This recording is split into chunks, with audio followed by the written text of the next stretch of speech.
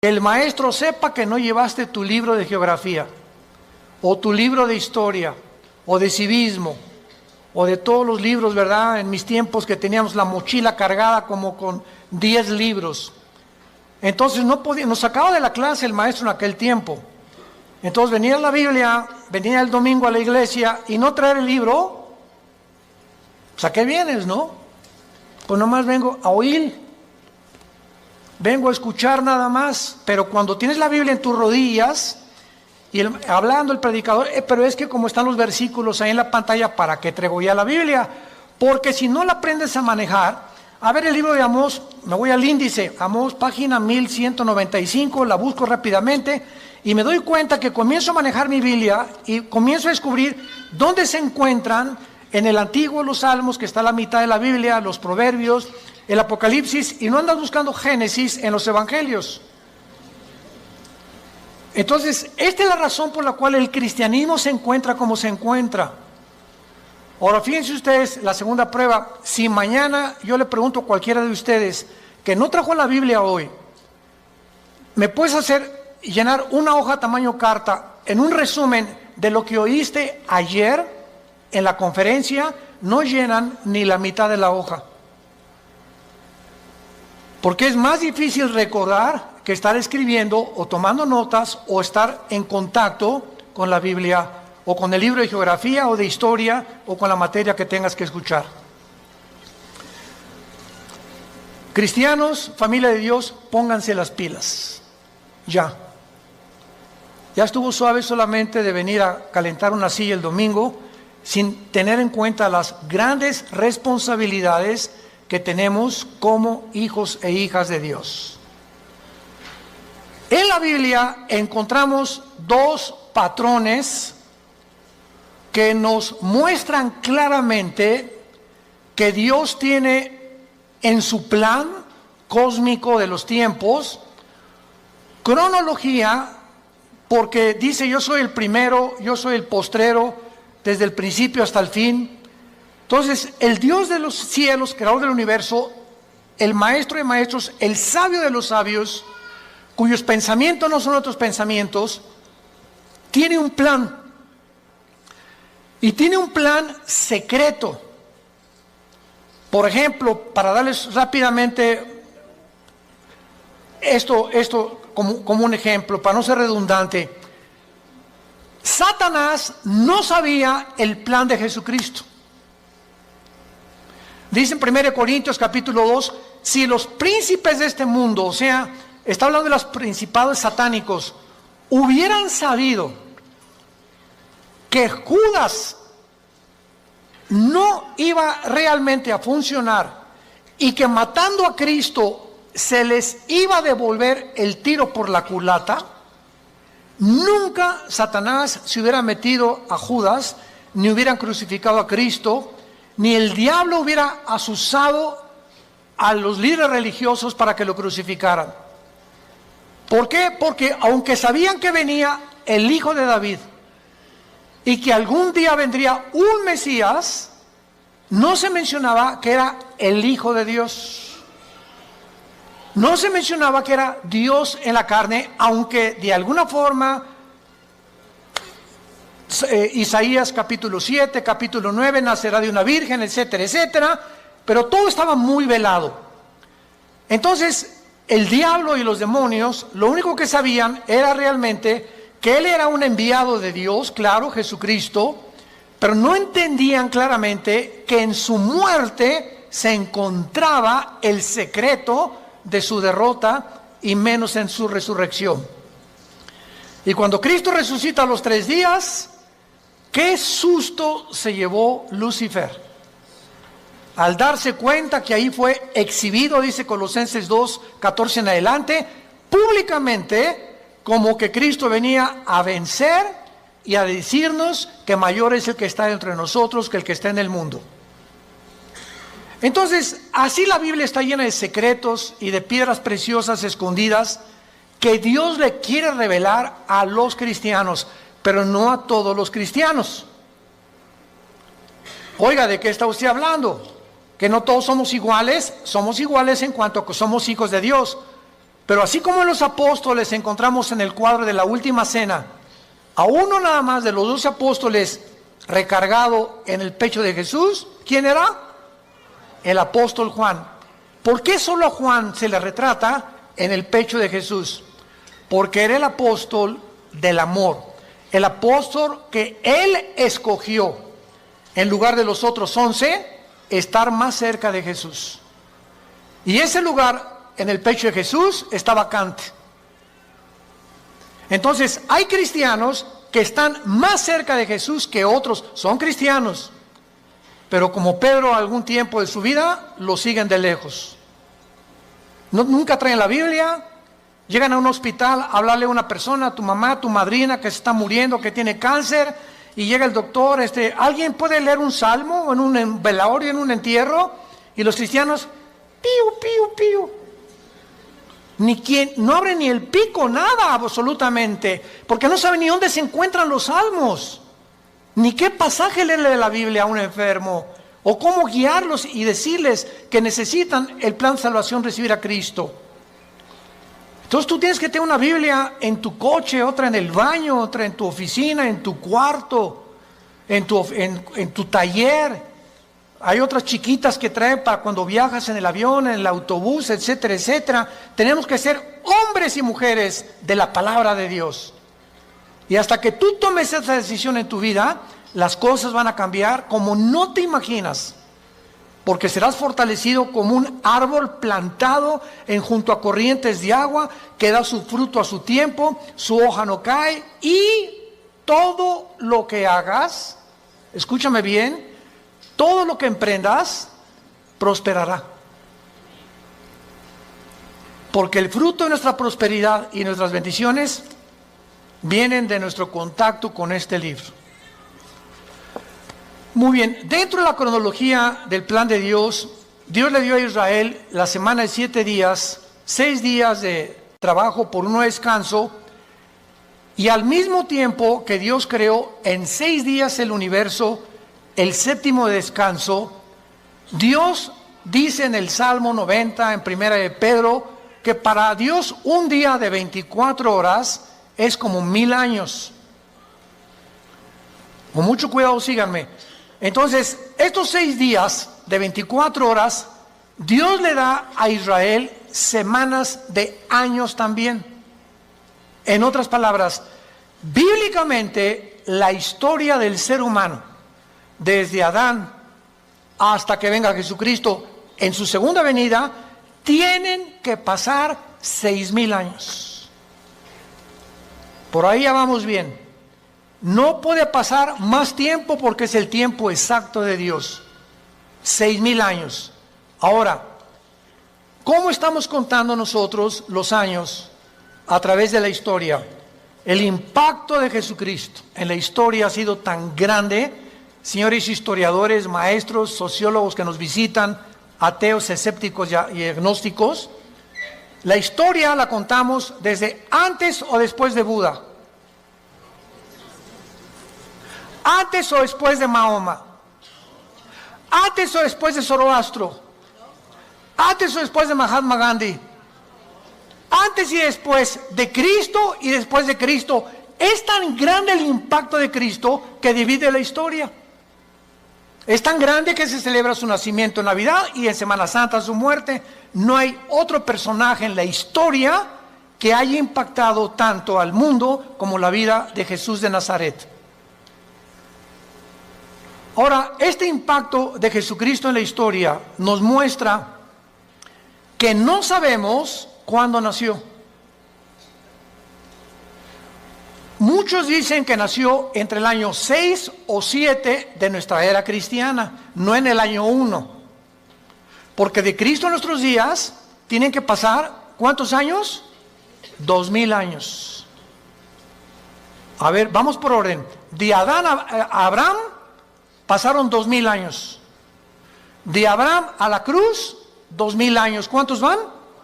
4000. Y de Cristo a nuestros días, 2000 años más, para que se cumplan los 6000 años de historia y entramos al milenio, que es el séptimo día de descanso o las vacaciones del cristiano. Por eso son 1000 años el milenio. Entonces, si han pasado estos 2000 años de Cristo a nuestros días, ¿por qué no ha venido? Lógico, ¿verdad? Bueno, vamos a ver algunas razones, y es maravilloso esto. Los judíos, en la Biblia, el año es de 360 días. ¿Lo sabías, verdad? El año de los judíos, o el año bíblico, es lunar, no solar. Los judíos contaban a través de la aparición y la desaparición de la luna como los días, no como nosotros. Y cuando un papa llamado Gregorio, en el siglo II, siglo III después de Cristo, el papa Gregorio cambió el calendario lunar por el calendario solar que nosotros tenemos, de 365 minutos y segundos. O sea, se le agregaron al calendario 5 días por año, más los años bisiestos. Entonces, aquí hubo un desajuste, porque cuando llegaron los romanos en el año 70 después de Cristo, de que él murió, y finalmente en el año 135 después de Cristo, cuando ya arrasaron con Jerusalén, todos los libros de la Torá y los libros del judaísmo, donde tenían ellos la cronología y la contabilidad de los años desde Adán a nuestros días, de acuerdo a las genealogías de la Torá, desaparecieron. Y después los judíos volvieron otra vez a sacar 2 libros más, aparte de la Torá, que se llama el Talmud y el Mishnah. Estos 2 libros no son inspirados por Dios. Inspirado por Dios es la Torá, que involucra los 5 libros de la Biblia. Por eso es Torá. Los primeros 5 libros de la Biblia son el Pentateuco, como se llama, o la Torá, porque son los libros que Dios le dio a los judíos con las leyes de Israel. Pero el Mishnah y el Talmud son interpretaciones de la Torá. Entonces no fueron inspirados por Dios. Y en el Talmud y el Mishnah hay 600 más mandamientos que los judíos tienen que cumplir. Como por ejemplo el Shabbat. La última vez que mi esposa y yo estuvimos en Jerusalén, ahora los invitamos, vamos a regresar en junio de este año a Jerusalén. Ya van más de 150 inscritos, increíble. Y a ver si nos alcanzan los cohetes, dirán. No. Lo que más me han, los correos que más hemos recibido, ahora que comenzó el conflicto entre Irán y Estados Unidos, que es un conflicto que se inició en 1979, cuando el Ayatollah Khomeini convierte Irán en la República Islámica de Irán. Antes de 1979, Reza, el Shah de Irán, era amigo de Estados Unidos y no había los problemas que hay ahorita. Pero entra el Ayatollah Khomeini en el 79, se convierte en la República Islámica de Irán y comienza a prevalecer la religión sobre el Estado.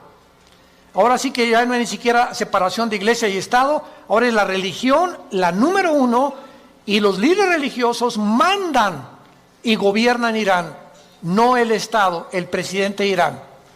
Entonces todo comenzó ahí, pero no voy a estar buscando más información acerca al respecto, pero con esto les quiero decir lo siguiente.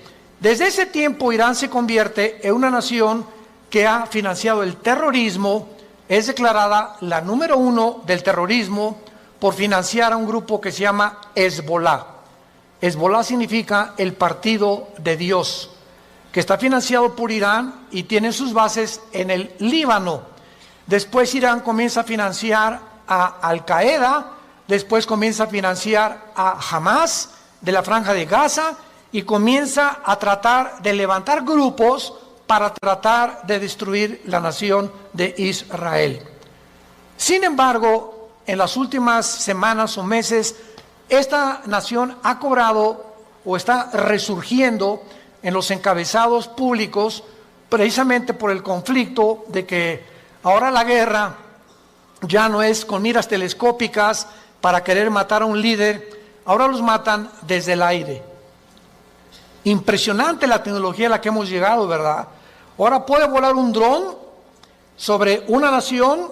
Escuchen esto, ese dron puede ver una caravana de 10 carros y ese dron sabe y tiene la foto, síganme con cuidado, de la persona a la que están buscando asesinar o eliminar, y el dron pasa y monitorea las 10 carros y sabe en qué carro va esa persona por la foto que trae la computadora. Y en ese momento el dron sabe y ¡rum!, en segundos cae y eliminan ese vehículo, el tren o donde vaya esa persona. Así fue como ha eliminado Rusia, Estados Unidos, Israel a muchos jefes militares o terroristas sin que tengan ya que estarlos esperando con una mira telescópica. Ese es el avance impresionante en que los militares están tomando el mundo, y ahora toda la guerra es desde el aire, y desde el aire, por eso dice la Biblia, y vi caer meteoros del cielo, decía Juan, que tal vez, ¿verdad?, son los drones que van a caer y que van a terminar con casi 2/3 partes de la humanidad antes de que Cristo regrese para establecer con nosotros el milenio. Pero el punto es el siguiente: cuando nosotros nos concentramos en la Biblia, nos damos cuenta que estos 6,000 años están a punto de cumplirse, y que si hacemos la contabilidad, estamos en el 2020, ¿verdad? Muy bien. Si Cristo nació en el año 33, que es desde que se cuenta su muerte, y no en el año 1, entonces nos encontramos en el 2033. Síganme con cuidado. Suponiendo que nació en ese día, ok, estamos en el 2020. Si los 6,000 años se cumplen dentro de 13 años, quítale 7 años de la tribulación. ¿Cuántos son? Sí estudiaste aritmética, ¿verdad? 33 menos 7, 2006. Y 2006, estamos en 2020. ¿Por qué le quitamos 7 años? Porque estos 7 años de la tribulación nosotros no vamos a estar. Esto está haciendo un cálculo somero sin llegar a un dogmatismo. El hermano Altuve dijo que venía el 2026. Por el amor de Dios, han sacado tantas tonterías como no se imaginan. No estamos dando fechas ni mucho menos, porque el día y la hora nadie la sabe. Pero Jesús dijo que los tiempos los deberíamos de conocer, como lo vamos a ver. Vayamos a Mateo capítulo 24, en el Nuevo Testamento, y vamos a partir de aquí para continuar con este estudio precioso de conociendo el tiempo en que nos encontramos.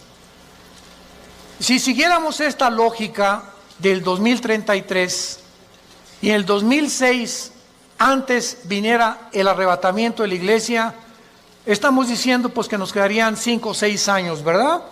Porque podía venir Cristo hoy en la noche, o mañana, o el 2021, el 22 o el 23, etcétera, etcétera.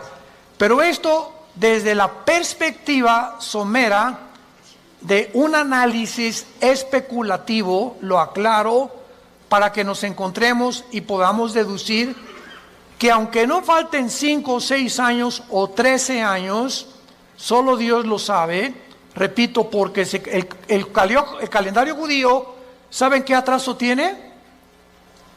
Si tú le preguntas a un judío, la comparación del calendario judío con el calendario de nosotros es de 250 años. Ellos se encuentran en el año 250 antes que nosotros. Es más, aquí tengo ya la fecha, ¿verdad? En el 2019, ¿verdad? El año judío era de 5,800 aproximadamente. Entonces ahora ellos están más arriba o más abajo por los cálculos del Mishnah y de los libros que se perdieron, y el análisis y las genealogías no pudieron calcular exactamente. Y nosotros bíblicamente, hubo un obispo en Inglaterra llamado Busher, arzobispo Busher, que fue el que dijo que desde Adán hasta Cristo son 4,000 años. ¿Basado en qué? Basado en las genealogías.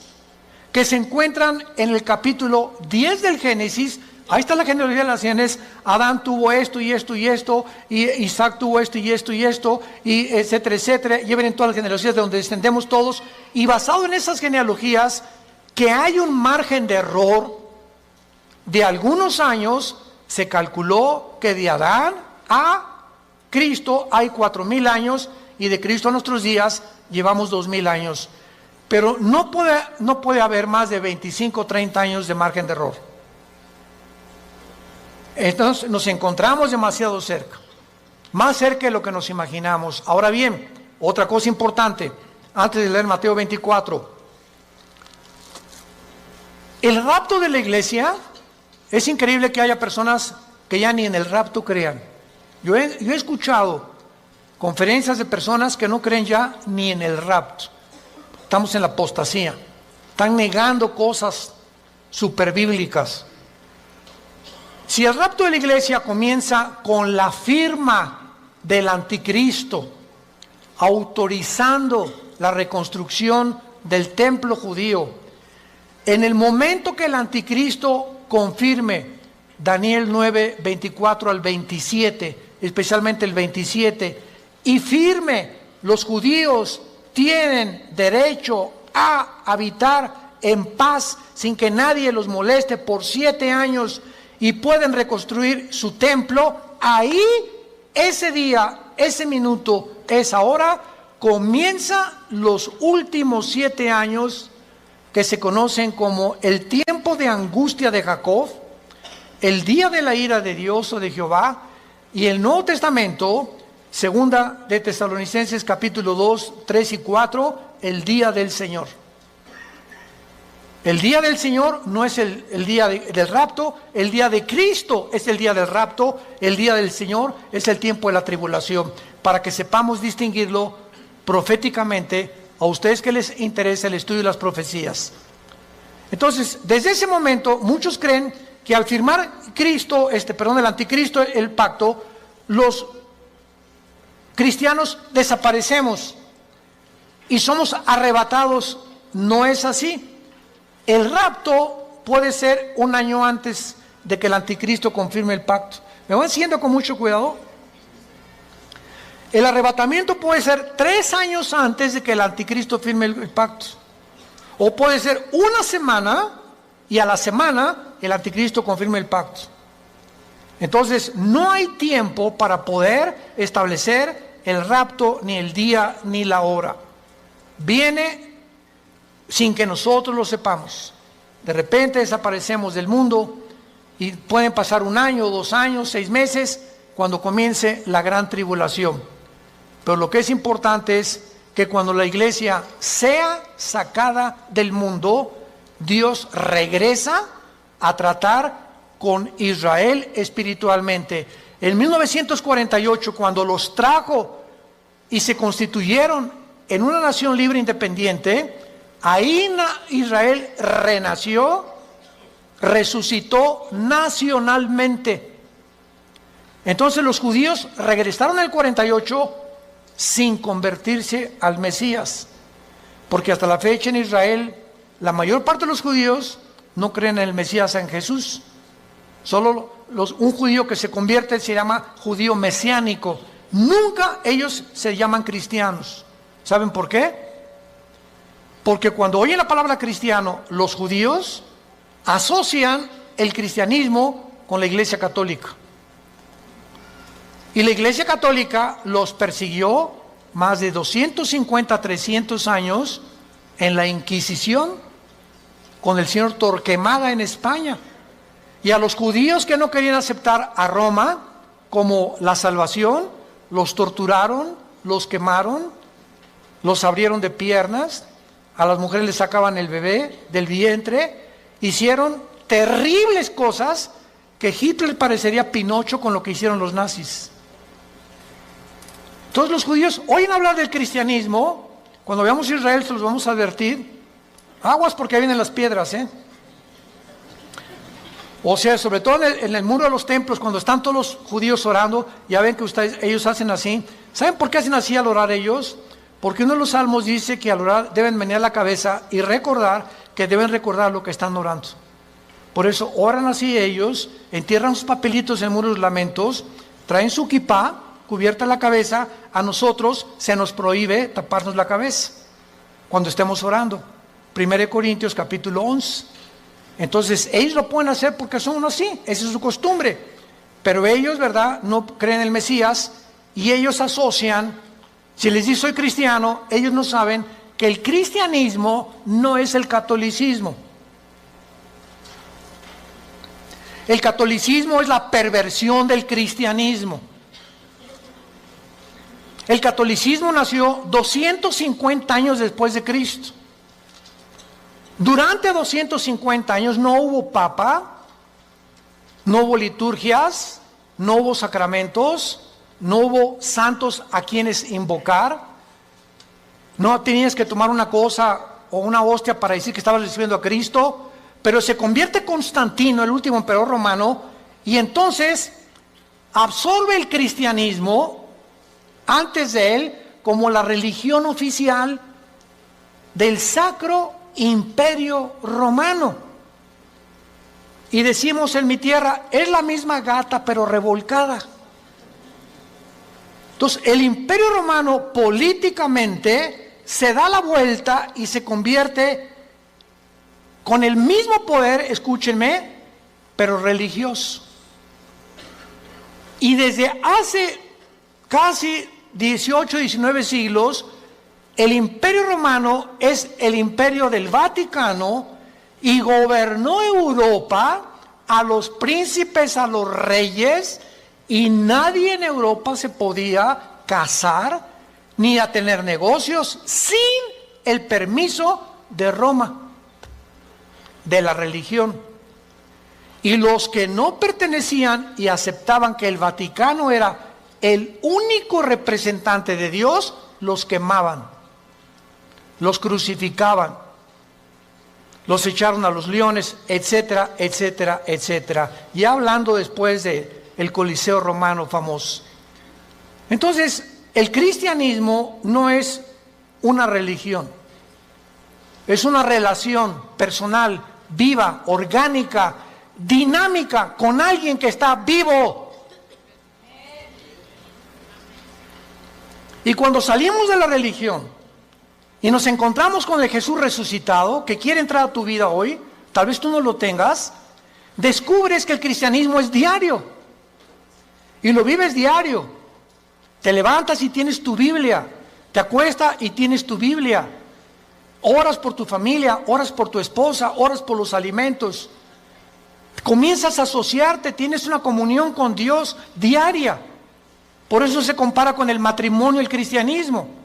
Imagínense mi esposa y yo, que me digan 8 meses, Armando, en estos 8 meses que tenemos tú y yo, nos hemos sentado algún día a platicar y algún día tú me has comunicado y compartido tus sentimientos, tus expresiones, cómo te sientes para que yo te conozca más, porque llegamos en la noche y nomás oigo y te volteas para el otro lado, te vas a trabajar durante todo el día. Es más, nos vamos a un seminario de matrimonios que es donde nos encontramos otra vez, o de vacaciones y no nos hablamos, tú con el periódico, yo no te conozco, tenemos 30 años de casado y no te conozco, eres un desconocido para mí, eres una desconocida para mí. ¿Por qué? Porque nunca descubrieron que el matrimonio es comunión. Es comunión. Se pierde la comunicación en el matrimonio, perdiste tu matrimonio. Un matrimonio que no se comunica, que no es tan así, donde una vez a la semana tomar un café, nos vamos de vacaciones, platicamos, nos damos tiempo el uno para el otro, para conocernos, es imposible que funcione. Se levantan barreras de silencio y ya pasaron un mes y tu esposa tiene cara de la jeta. Y nosotros hoy, pero ¿qué le he hecho? Es que hay tantas cosas de ellas que les molestan de nosotros. Pero ¿cómo vamos a descubrirlo si nunca, oye, mi amor, tienes tu jetita linda, dorada, parece una princesita pero con jeta? Dime qué te pasa, ¿verdad? Y a las mujeres les encanta.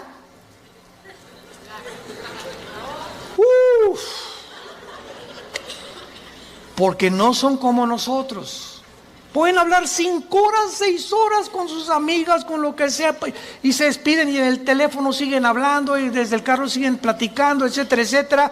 Y cuando llegamos nosotros que no nos gusta eso, y tenemos que entender que a ellos les gusta eso, perdón, ya parece que estamos en un seminario de matrimonios. Ya me estoy saliendo del tema, les pido perdón.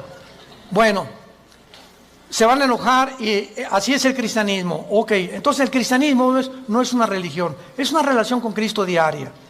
No es el domingo, imagínate, cada domingo a tu esposa de 5 a 6 te comunicas con ella. Así es la religión. El domingo voy a misa, a la iglesia, y lunes, martes, miércoles, jueves, viernes ni me acuerdo, ni abro la Biblia, ni oro, ni nada. A lo mucho me echo una persinada de vez en cuando va a meter el gol de la América. O cuando salgo a jugar al campo, ¿verdad? O meto un gol, me echo la persinada también. Es la forma en la que el ser humano vive con la religión. En Mateo 24, versículo 32 al 35, es uno de los pasajes claves para saber en qué tiempo nos encontramos. Y es el que queremos analizar brevemente en esta mañana. Mateo 24, 32 al 34. Jesús dice, de la higuera aprendan la parábola.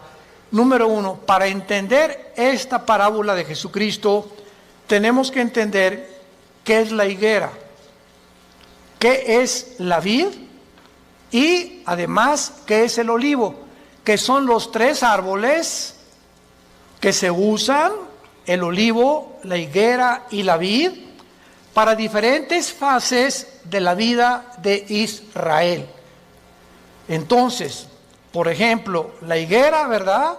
Es, como lo vamos a ver, representa a el Israel.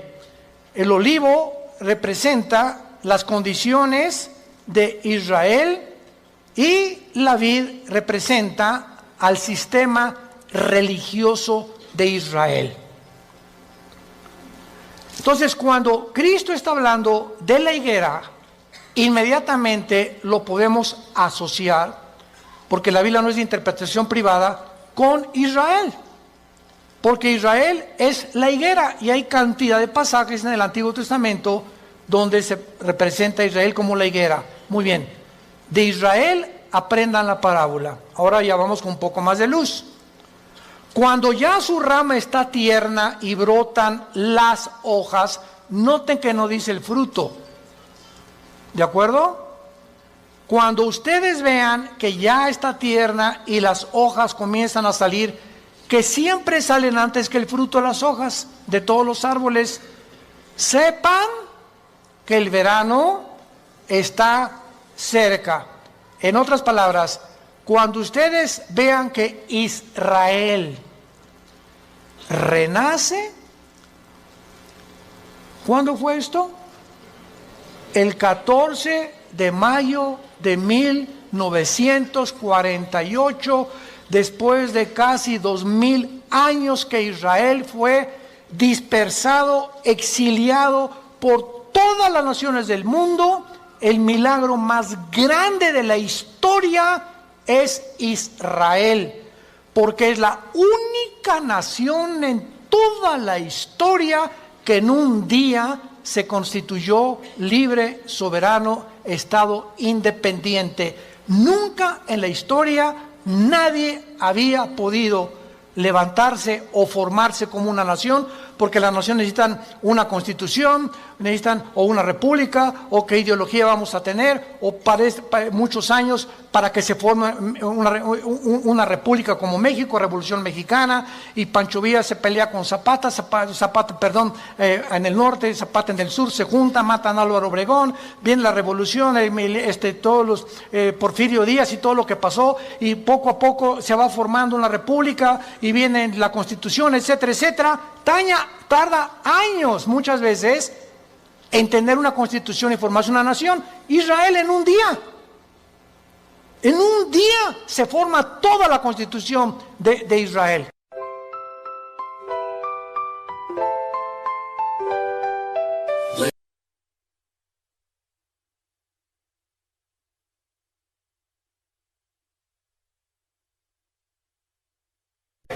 Por eso es un milagro. Cuando vean ustedes esto, versículo 33, cuando vean todas estas cosas, ¿qué cosas? Las cosas que en Mateo 24 oirán de guerras, rumores de guerras, pestes, hambres, terremotos. Será el principio, no el fin, el principio de los dolores. La generación que vea nacer a Israel, ¿quiénes somos? Nosotros. Los que han nacido entre 1946 a nuestra fecha se llaman los baby boomers. Ahorita creo que le llaman los millennials, ¿verdad? ¿O cómo les llaman, Caleva? Los de millennials. Ya tantos nombres, ya yo creo que le llaman los cibernéticos. Bueno, del 46 a nuestros días, una persona que nació en el 46 tiene ahorita 70, 73, 75 años, más o menos. Dios dice que los que vean estas cosas pasando, conozcan que está a la puerta. De cierto les digo, no pasará la generación de los baby boomers. Versión de Alducin. Traduciéndolo al léxico del siglo XXI, no pasará la generación del 48 hasta nuestros días, hasta que todo esto acontezca. Más claro Jesús no podía ser. Ahora muy bien, ¿cuánto es una generación? El Salmo 90 y 1 de Pedro capítulo 3 dicen que una generación es aproximadamente entre 80 y 90 años de edad. Dice los más fuertes 85, 90. Porque sabemos que antes del diluvio pasaban hasta los 500. Noé a los 500 años fue papá. ¿Se imaginan? Matusalem a los 969 años es el personaje más grande que ha vivido, más que tu abuelito y el mío. Matusalem, 969 años. Viene el diluvio, cambió todo. ¿Y saben por qué se redujo la edad? Porque si Dios nos hubiera dejado vivir más tiempo, ya nos hubiéramos matado como las ratas. ¿De qué estoy hablando? Agarra un cuarto de 5 metros por 5 metros y mete 50 ratas. Van a vivir un mes. Redúcelo a la mitad. Van a vivir 15 días porque se matan más rápidamente. Y mientras más lo reduzcas, más rápido se muerden unas a otras. Mientras más grande el espacio, más tiempo viven. Entonces, así nosotros, Dios tiene que reducir más y más nuestra vida, porque mientras más querramos vivir, si así con 80 años de edad estamos al punto de una tercera guerra mundial, ahora imagínense que Dios nos hubiera concedido que viviéramos más tiempo. Entonces, por la misericordia de Dios, se redujo la vida en los más robustos, 85, 90 años.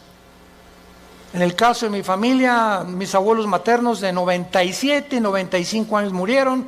En el caso de mi paterno, mi abuelo murió de 90, mi abuela de 95. Muy bien, veamos ahora estas cosas.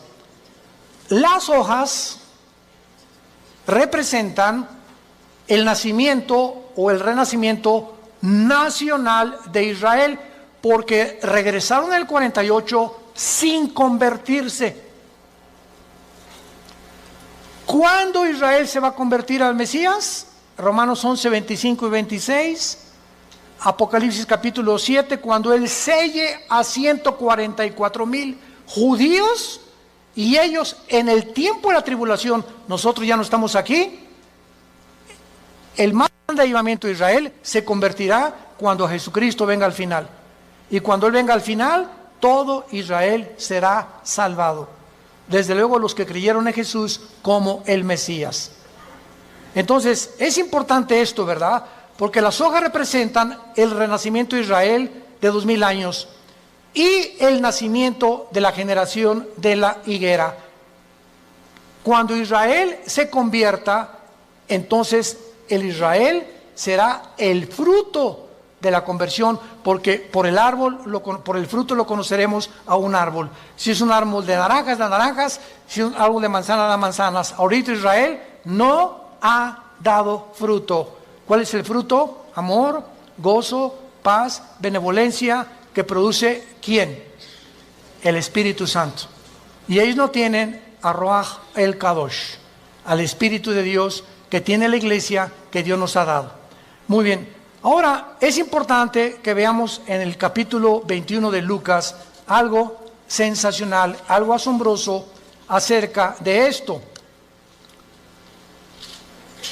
Porque aquí hay una señal que es la siguiente: si Israel no hubiera regresado en el 48, no sabríamos qué tan cerca estábamos del rapto. Tenía Israel que regresar en el 48 a la Biblia, porque desde el 48 que regresó Israel a la Biblia, se puede cumplir el rapto. Entonces, el hecho que hayamos nosotros sido la generación que esté contemplando este milagro de Israel en el 48, nos habla que el tiempo está ya contado. Si Israel no hubiera regresado, el anticristo que iba a perseguir. ¿Me están siguiendo?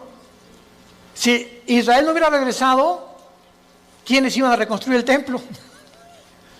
Si Israel no hubiera regresado, ¿a quiénes 144,000 hubiera Dios en el capítulo 7 Apocalipsis ungido con el Espíritu Santo? Entonces Israel tenía que regresar para que las profecías de los últimos tiempos se cumplieran. Y tú y yo somos los testigos. Antes del 48, nadie sabía ni se imaginaba que Israel iba a regresar. Fue un milagro de la historia. Y el rapto lo mismo. No sabemos ni cómo, ni cuándo, ni a qué hora, pero va a ser algo que ya se puede cumplir porque Israel está en su tierra. Ahora, en Lucas 21 hay un antecedente maravilloso, y dice en el versículo 29 el Señor Jesucristo: también les dijo una parábola, y está contando Lucas las mismas palabras de Jesús, pero observemos con lupa que Lucas le agrega otras palabras que no tiene Mateo, y nos vamos a sorprender de esto. Miren la higuera. ¿Ya ves que te dije que trajeras la Biblia? Aquí ya me doy cuenta quién la trae. Y todos los árboles. Eso no está en Mateo. En Mateo solamente es la higuera. Pero aquí se le agrega que no solamente miremos a la higuera, sino todos los árboles. ¿Quiénes son todos los árboles?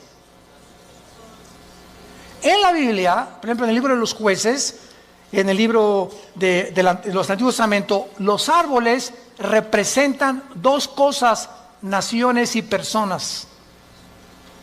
Como en, por ejemplo, Ezequiel 31, el cedro representa al anticristo, y los árboles, las naciones que van a estar alrededor del anticristo. Entonces, Cristo está diciendo: vean el renacimiento de Israel y vean las naciones que a su alrededor de él, en el Medio Oriente, van también en el mismo tiempo y en las mismas épocas a resucitar y a resurgir. Escuchen esto: la Primera Guerra Mundial preparó la tierra para Israel. La Segunda Guerra Mundial preparó a los judíos para la tierra de Israel. Pero para que Israel regresara a la tierra y para que las profecías se cumplieran, antes de 1925-1930 no existía el Medio Oriente. Jesús, María y José y el burrito que los acompaña. Las naciones que se encuentran ahorita en el Medio Oriente no existían antes de 1930. Escuchen ustedes lo siguiente: estos árboles son las naciones que surgieron en el mismo periodo. El Líbano, 1920. Siria, 1920. Turquía, el Imperio Otomano turco sale y Turquía se convierte en una nación. Arabia Saudita, 1932. Irak, 1932. Jordania, 1946. Israel, 1948. Egipto, 1952. Todas estas naciones necesitaban primero que Israel surgiera, porque Israel iba a ser el centro de las profecías para que se cumpliera la venida de Jesús. Mire la higuera y todos los árboles. No pasará esta generación hasta que todo esto suceda. Es sorprendente observar que el Medio Oriente visible, tal como lo vemos ahorita, fue formado en el siglo XX. Existía la Mesopotamia, o sea, Siria y Irak, era lo mismo, era el Medio Oriente, pero no estaba la división entre Siria y entre Irak, Transjordania, Jordania, el Líbano, Egipto. Egipto existe desde hace cientos de siglos, pero no estaba formado exactamente con las divisiones geográficas que los ingleses y los franceses, que fueron los que colonizaron con Portugal y España el Medio Oriente, determinaron, y ellos fueron los ingleses y los franceses los que dividieron el Medio Oriente tal como nosotros.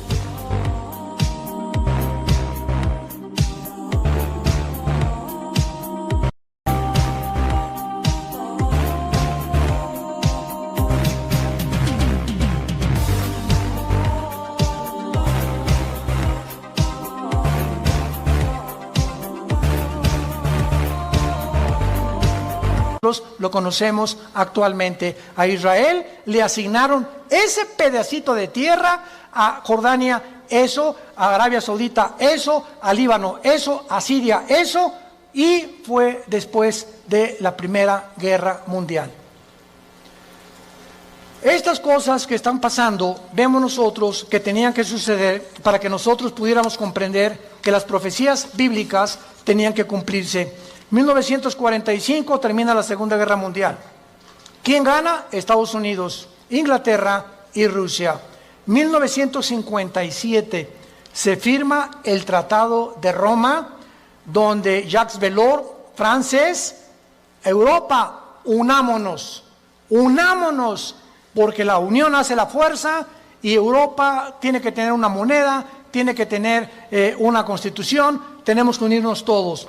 1967, la Guerra de los 6 días. 1989, cae el comunismo y en ese momento comienza la democracia a elevarse en el mundo. 1992, el Tratado de Maastricht forma la Unión Europea.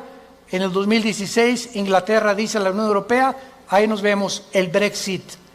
Los ingleses no quieren someterse al euro, quieren mantener su independencia con la libra inglesa, esterlina, y ellos quieren tener su propio gobierno, no quieren pagar los impuestos a la Unión Europea. Y estos acontecimientos tenían que suceder después de Israel, del 48. Las Naciones Unidas, la Unión Europea, el Mercado Común Europeo, el Fondo Monetario Internacional, la OTAN, la OPEP, todo tenía que formarse después de Israel. ¿Para qué? Para preparar el camino a las profecías que tenemos aquí de los últimos tiempos, y todos estos eventos han sucedido ante nuestros ojos para que sepamos que los cascos del Apocalipsis se escuchan en el cielo. ¿Qué es el 2021? Violencia, incendios en Australia, más de 1.000 millones de especies, ¿me escuchaste bien?, de animales han muerto en Australia. 1 millón de especies casi en las Américas de animales. Y estamos involucrando también a delfines, ballenas, tiburones y peces. Incendios en California, incendios en otras partes del mundo, inundaciones, tsunamis cambios de clima, ya no hay primavera, ya no hay verano, huracanes devastadores, cada día con más fuerza, grado 3, grado 4, etcétera, etcétera. Nos encontramos en un mundo convulsivo políticamente. ¿Qué será? ¿Será melón? ¿Será sandía? ¿Comunismo o socialismo? ¿O autocracia? ¿O monarquías otra vez? ¿O una oligarquía? ¿O qué sistema? No, vamos a mezclar mejor ya. Comunismo con capitalismo como China. O socialismo pero también con capitalismo. Y es una ensalada del chef en las ideologías gubernamentales y filosóficas, porque el mundo ha llegado a su fin. Ningún sistema ha funcionado, el comunismo cayó, fue un fracaso, se vuelve a desenterrar al mismo muertito, porque la historia nos enseña que el hombre no aprende de la historia. Y cometemos los mismos errores, porque usted es la generación de los milenistas, o milenios, o ¿cómo les llaman? Cibernético les llamo yo, ¿verdad? No han experimentado lo que nuestros padres en la Segunda Guerra Mundial, lo que se sufrió, y ahorita el pasado ya no existe para ustedes. Ahorita solamente la computación y esto dinero, y qué carrera es la que más dinero produce, y por acá y por allá, y somos movidos por una ambición, una especulación, una comercialización de todo en todas las cosas, porque el mundo se dirige al comercio. ¿Sabían ustedes eso? El anticristo va a establecer un sistema de comercio en Medio Oriente que va a ser el Plaza Galerías más grande del mundo, en Irak, donde nació tu madrina. Y cuando nosotros veamos estas cosas, nos damos cuenta que el mundo se encuentra en un precipicio, que nos queda muy poco tiempo. Y yo te pregunto, ¿tú eres cristiano?